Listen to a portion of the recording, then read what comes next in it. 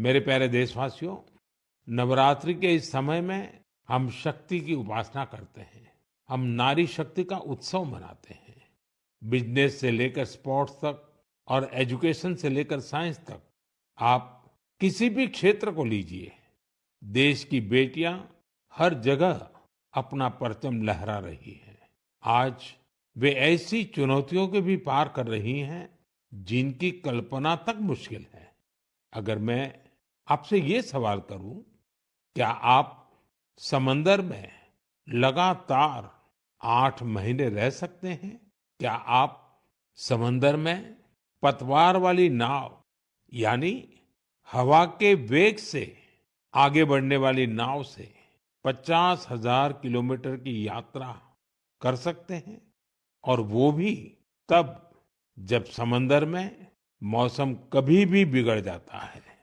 ऐसा करने से पहले आप 1000 बार सोचेंगे, लेकिन भारतीय नौसेना की 2 बहादुर ऑफिसर्स ने नाविका सागर परिक्रमा के दौरान ऐसा कर दिखाया है।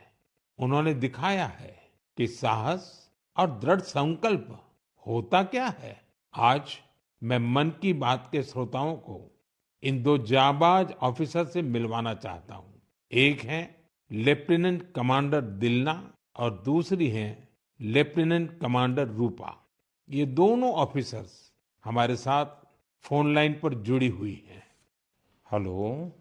Hello sir. नमस्कार जी। नमस्कार सर। तो मेरे साथ लेफ्टिनेंट कमांडर दिलना और लेफ्टिनेंट कमांडर रूपा दोनों हैं आप साथ में? जी सर, दोनों है। चलिए, आप दोनों को नमस्कारम और वणक्कम। वणक्कम सर। नमस्कारम सर।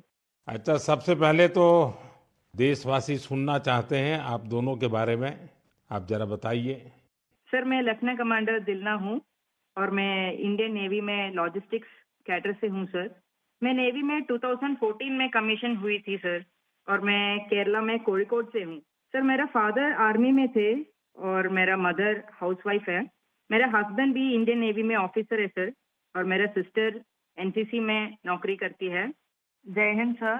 मैं लेफ्टिनेंट कमांडर रूपा हूँ और मैं navy 2017 naval armament inspection cadre में ज्वाइन किया है। और मेरे फादर तमिलनाडु से है और मेरे मदर पौंडीचेरी से है। मेरे फादर एयरफोर्स में थे सर। एक्चुअली डिफेंस ज्वाइन करने के लिए मुझे उनसे ही प्रेरणा मिली, और मेरी मदर होम मेकर थी। अच्छा दिलना और रूपा, आपसे मैं जानना चाहूंगा कि आपकी जो सागर परिक्रमा में आपका एक्सपीरियंस देश सुनना चाहता है। और मैं पक्का मानता हूँ ये कोई सरल काम नहीं है, कई कठिनाइयां आई होगी, बहुत मुश्किलें आपको पार करनी पड़ी होगी। जी सर, मैं आपको ये बोलना चाहती हूँ कि लाइफ में सर एक बार हमें ऐसा मौका मिलता है जो हमारी जिंदगी बदल देती है सर।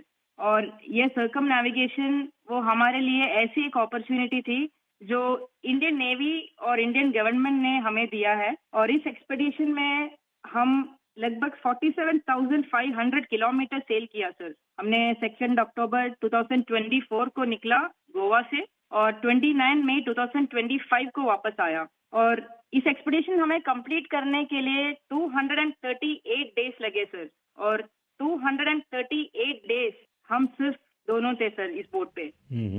और सर एक्सपेडिशन के लिए हमने 3 साल की तैयारी की, नेविगेशन से लेके कम्युनिकेशन, इमरजेंसी डिवाइसेस को कैसे ऑपरेट करना, डाइविंग कैसे करते हैं, और बोट में कुछ भी तरह की इमरजेंसी हो, जैसे मेडिकल इमरजेंसी से हो, कैसे मैनेज करना, ये सब के बारे में हमें इंडियन नेवी ने ट्रेनिंग दिया सर। और इस यात्रा में सबसे मेमोरेबल मोमेंट में बोलना चाहती हूँ सर कि हमने भारत की झंडा पॉइंट नीमो पर लहराया सर। सर, पॉइंट नीमो दुनिया की सबसे रिमोटेस्ट लोकेशन पे है सर।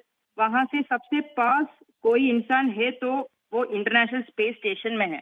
और वहाँ पे एक सेल बोट में पहुँचने वाला पहला भारतीय और पहला एशियन और दुनिया के पहला इंसान हम बने सर। और ये हमारे लिए गर्व की बात है सर। वाह, बहुत बहुत बधाई आपको। Thank you sir. आपके साथी भी कुछ कहना चाहते हो? सर, मैं ये कहना चाहती हूँ कि ये सेल बोट से ये दुनिया का सर्कम नेविगेशन जो किया है, उनका नंबर माउंट एवरेस्ट पहुंचने वाला के नंबर से बहुत कम है। और एक्चुअली जो सेल बोट से अकेले जो सर्कम नेविगेशन करते हैं उनके नंबर जो स्पेस में गए हैं उनके नंबर से भी बहुत कम है। अच्छा, इतनी कॉम्प्लेक्स जर्नी के लिए बहुत टीम वर्क की जरूरत होती है और वहां तो टीम में आप 2 ही ऑफिसर्स थे। आप लोगों ने कैसे मैनेज किया इसको? जी सर, ऐसे यात्रा के लिए हम दोनों को एक साथ मेहनत करना पड़ता था और जैसे लेफ्टिनेंट कमांडर दिलना ने बोला, ये अचीव करने के लिए सिर्फ दोनों था बोट पे और हम बोट रिपेयरर थी, इंजन मैकेनिक थी, sail maker, medical assistant, cook, cleaner, diver, navigator और सब कुछ एक साथ बनना पड़ता था और ये हमको अचीव करने के लिए इंडियन नेवी का बड़ा कंट्रीब्यूशन था और हमको हर तरह की ट्रेनिंग दिया है। एक्चुअली सर, हम 4 साल से साथ सेल कर रहे हैं तो एक दूसरे की स्ट्रेंथ और वीकनेस हम अच्छी तरह से जानते हैं, इसलिए हम सबको कहते हैं कि हमारे बोट पर एक इक्विपमेंट थी जो कभी फेल नहीं हुआ, वो हम दोनों का टीम वर्क था। अच्छा, जब मौसम खराब होता था, क्योंकि ये समुद्री दुनिया तो ऐसी है जहाँ मौसम का कोई ठिकाना नहीं, तो आप उस सिचुएशन को कैसे हैंडल करते थे? सर, हमारा यात्रा में बहुत सारा एडवर्स चैलेंजेस सब थे सर। हमें इस एक्सपेडिशन में कई चैलेंजेस फेस करना पड़ा। स्पेशली सर, सदर्न ओशन में हमेशा मौसम बुरा होता है। हमें 3 तूफानों को भी फेस करना पड़ा और सर हमारा बोट सिर्फ 17 मीटर का है और लेंथ में उसका विड्थ है सिर्फ 5 मीटर। तो कभी कभी कुछ लहरें आती थी जो 3 स्टोरी बिल्डिंग से भी बड़ी थी सर, और हमने बहुत ज्यादा गर्मी और बहुत ज्यादा सर्दी दोनों फेस किया है हमारे जर्नी में। अंटार्कटिका में सर जब हम सेल कर रहे थे, हमारा टेम्परेचर 1 डिग्री सेल्सियस और 90 किलोमीटर पर आवर का हवा दोनों एक साथ हमको सामना करना पड़ा था और हमने ठंड से बचने के लिए 6 to 7 लेयर कपड़े एक साथ पहनते थे और पूरा सदर्न ओशन हमने ऐसी 7 लेयर ऑफ क्लोथिंग से किया सर। एंड कभी कभी हम गैस स्टोव लेके हमारा हाथ को गर्म करते थे सर, और कभी ऐसे सिचुएशंस भी होते हैं जब हवा बिल्कुल नहीं होता है और हम सेल्स पूरा नीचे करके हम ड्रिफ्ट होते रहते हैं, और ऐसे वाले सिचुएशन में एक्चुअली सर हमारा पेशेंस टेस्ट होता है। लोगों को सुन करके भी बहुत हैरानी होगी कि हमारे देश की बेटियां ऐसा कष्ट उठा रही हैं। अच्छा, इस परिक्रमा के दौरान आप अलग अलग देशों में रुकती भी रही, वहाँ क्या एक्सपीरियंस होता था? जब भारत की 2 बेटियों को लोग देखते होंगे तो उनके मन में बहुत सारी बातें रहती होगी। जी सर, हमको बहुत अच्छा एक्सपीरियंस मिला सर। हमने 8 महीनों में 4 जगह पे रुकी थी sir. Australia, New Zealand, port Stanley और साउथ अफ्रीका सर। हर जगह पे एवरेज कितना समय रुकना होता था? सर हमने 14 डेज स्टे किया सर, एक जगह पे। एक जगह पे 14 डेज? Correct sir.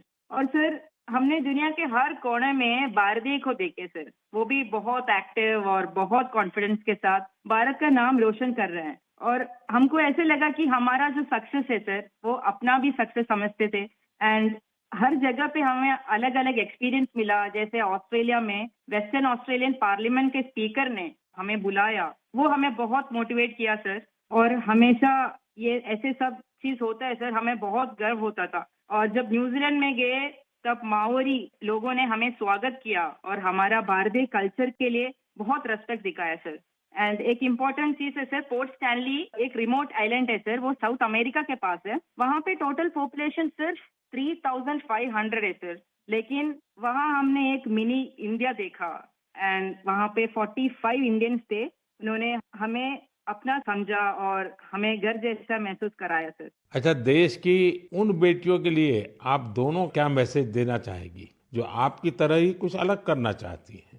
सर, मैं लेफ्टिनेंट कमांडर रूपा बोल रही हूँ अभी। मैं आपके माध्यम से मैं सबको ये कहना चाहती हूँ कि अगर कोई भी अपने दिल लगा के मेहनत किया तो इस दुनिया में कुछ भी इम्पॉसिबल नहीं है। आप कहाँ से हो, कहाँ पैदा हुआ, वो कुछ मैटर नहीं करता। सर, ये हम दोनों का इच्छा है कि भारत की युवा और महिलाएं बड़े बड़े सपना देखें और फ्यूचर में और गर्ल्स और विमेन डिफेंस में, स्पोर्ट्स में, एडवेंचर में शामिल होके देश का नाम रोशन करें। दिलना और रूपा, आपकी बातें सुनकर मुझे भी बहुत रोमांच अनुभव हो रहा है कि कितना बड़ा साहस आपने किया है। आप दोनों को मेरी तरफ से बहुत बहुत धन्यवाद।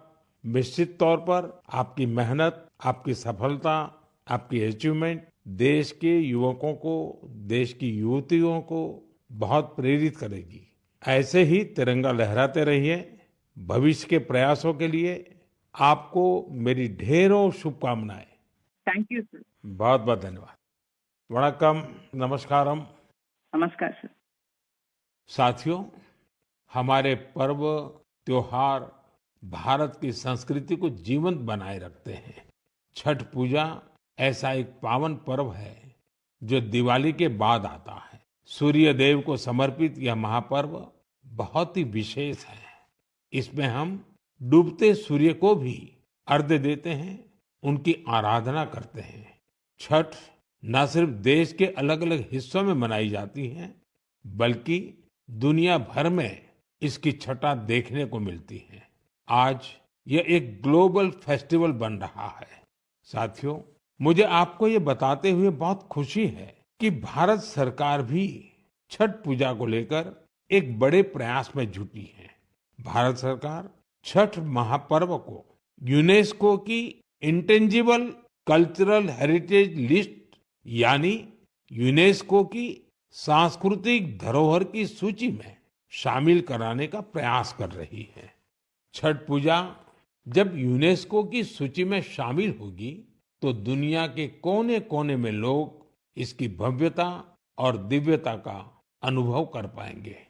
साथियों, कुछ समय पहले भारत सरकार के ऐसे ही प्रयासों से कोलकाता की दुर्गा पूजा भी यूनेस्को की इस लिस्ट का हिस्सा बनी है। हम अपने सांस्कृतिक आयोजनों को ऐसे ही वैश्विक पहचान दिलाएंगे तो दुनिया भी उनके बारे में जानेगी, समझेगी, उनमें शामिल होने के लिए आगे आएगी। साथियों, 2 अक्टूबर को गांधी जयंती है।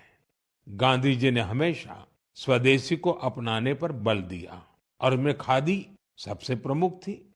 दुर्भाग्य से आजादी के बाद खादी की रौनक कुछ फीकी पड़ती जा रही थी, लेकिन बीते 11 साल में खादी के प्रति देश के लोगों का आकर्षण बहुत बढ़ गया है। पिछले कुछ वर्षों में खादी की बिक्री में बहुत तेजी देखी गई है। मैं आप सभी से आग्रह करता हूं कि 2 अक्टूबर को कोई न कोई खादी प्रोडक्ट जरूर खरीदें। गर्व से कहें, ये स्वदेशी है। इसे सोशल मीडिया पर #वोकल फॉर लोकल के साथ शेयर भी करें। साथियों, खादी की तरह ही हमारे हैंडलूम और हैंडीक्राफ्ट सेक्टर में भी काफी बदलाव देखने को मिल रहा है। आज हमारे देश में ऐसे कई उदाहरण सामने आ रहे हैं जो बताते हैं कि अगर परंपरा और इनोवेशन को एक साथ जोड़ दिया जाए तो अद्भुत परिणाम मिल सकते हैं। जैसे एक उदाहरण तमिलनाडु के याज नेचुरल्स का है। यहाँ अशोक जगदीशन जी और प्रेम साल्वाराज जी ने कॉरपोरेट नौकरी छोड़ एक नई पहल की। उन्होंने घास और केला फाइबर से योगा मैट बनाए, हर्बल रंगों से कपड़े रंगे और 200 परिवारों को ट्रेनिंग देकर उन्हें रोजगार दिया। झारखंड के आशीष सत्यव्रत साहू जी ने जोहार ग्राम ब्रांड के जरिए आदिवासी बुनाई और परिधानों को ग्लोबल रैंप तक पहुंचाया है। उनके प्रयासों से आज झारखंड की सांस्कृतिक धरोहर को दूसरे देशों के लोग भी जानने लगे हैं। बिहार के मधुबनी जिले की स्वीटी कुमारी जी ने उन्होंने भी संकल्प क्रिएशन शुरू किया है। मिथिला पेंटिंग को उन्होंने महिलाओं की आजीविका का साधन बना दिया है। आज 500 से ज्यादा ग्रामीण महिलाएं उनके साथ जुड़ी हैं और आत्मनिर्भरता की राह पर हैं। सफलता की ये सभी गाथाएं हमें सिखाती हैं कि हमारी परंपराओं में आय के कितने ही साधन छिपे हुए हैं। अगर इरादा पक्का हो तो सफलता हमसे दूर नहीं जा सकती। मेरे प्यारे देशवासियों, अगले कुछ ही दिनों में हम विजयादशमी मनाने वाले हैं। इस बार विजयादशमी एक और वजह से बहुत विशेष है।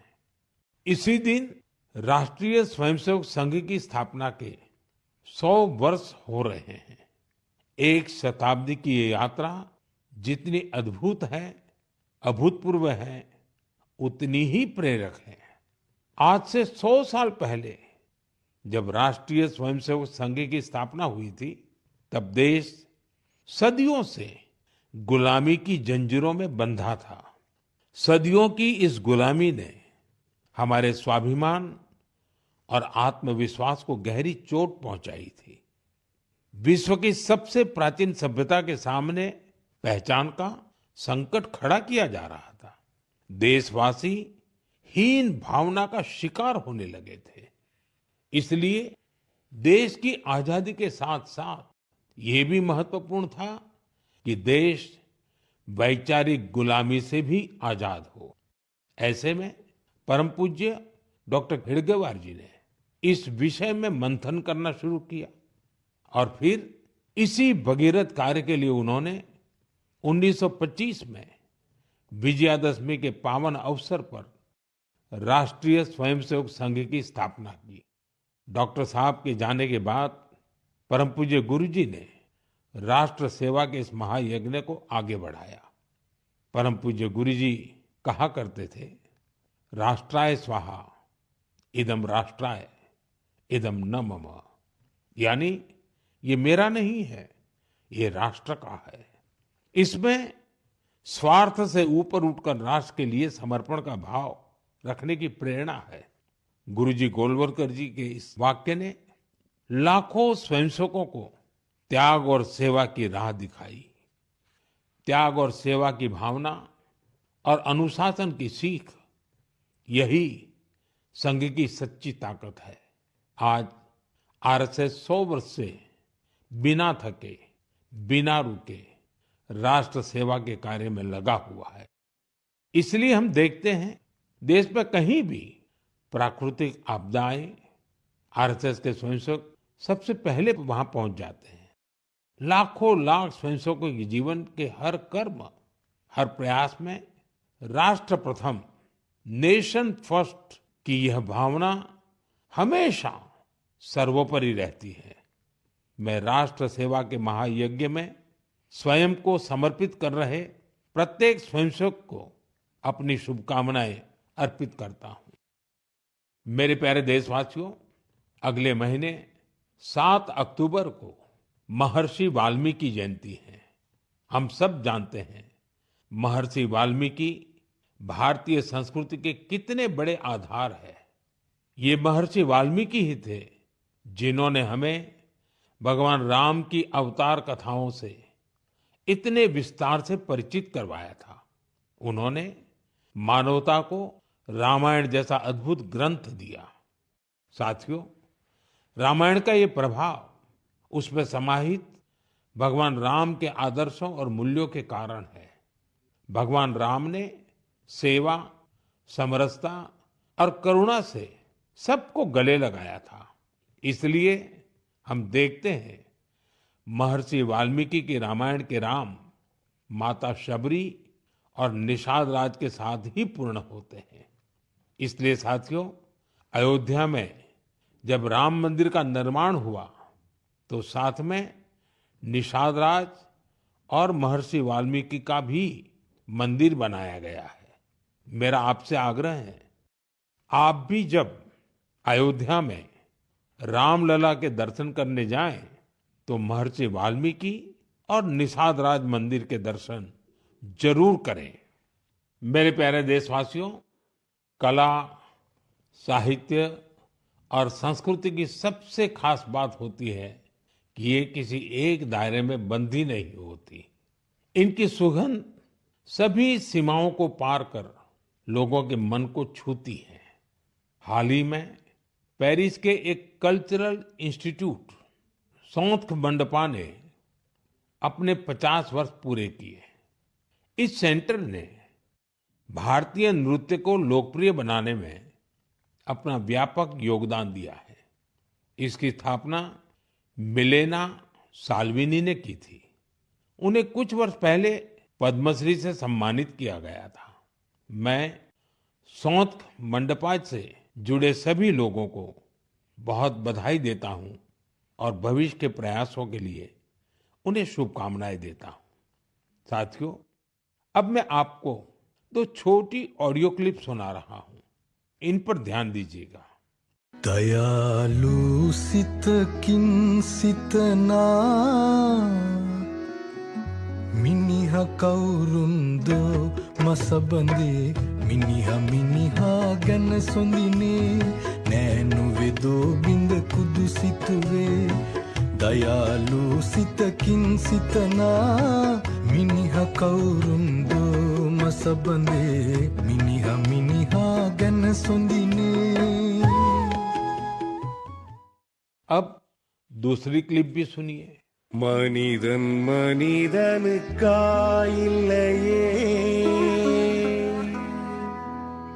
மற்றதுதான் இங்கு கவலைப்படும்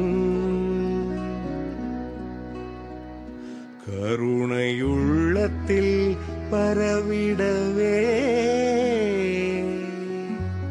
அன்பு செய்வாய் நீ என் தோழா மனிதன் மனிதனுக்காயில்லையே மற்றதுதான் இங்கு கவலைப்படும் கருணையுள்ளத்தில் பரவிடவே। साथियों, ये आवाज इस बात की साक्षी है कि कैसे भूपेन हजारिका जी के गीतों से दुनिया भर के अलग अलग देश आपस में जुड़ते हैं। दरअसल श्रीलंका में एक बेहद ही सराहनीय प्रयास हुआ है। इसमें भूपेन दाजी के प्रतिष्ठित गीत मनुहे मनुहार बाबे, इसका श्रीलंकाई कलाकारों ने सिंहली और तमिल में अनुवाद किया है। मैंने आपको इन्हीं का ऑडियो सुनाया है। कुछ दिनों पहले मुझे असम में उनके जन्म शताब्दी समारोह में शामिल होने का सौभाग्य मिला था। यह वास्तव में एक बहुत ही यादगार कार्यक्रम रहा। साथियों, असम आज जहां भूपेन हजारिका जी की जन्म शताब्दी मना रहा है, वहीं कुछ दिनों पहले एक दुखद समय भी आया है। जुबिन गर्ग जी के असामयिक निधन से लोग शोक में हैं। जुबिन गर्ग एक मशहूर गायक थे जिन्होंने देश भर में अपनी पहचान बनाई। असम की संस्कृति से उनका बहुत गहरा लगाव था। जुबिन गर्ग हमारी यादों में हमेशा बने रहेंगे और उनका संगीत आने वाली पीढ़ियों को मंत्रमुग्ध करता रहेगा।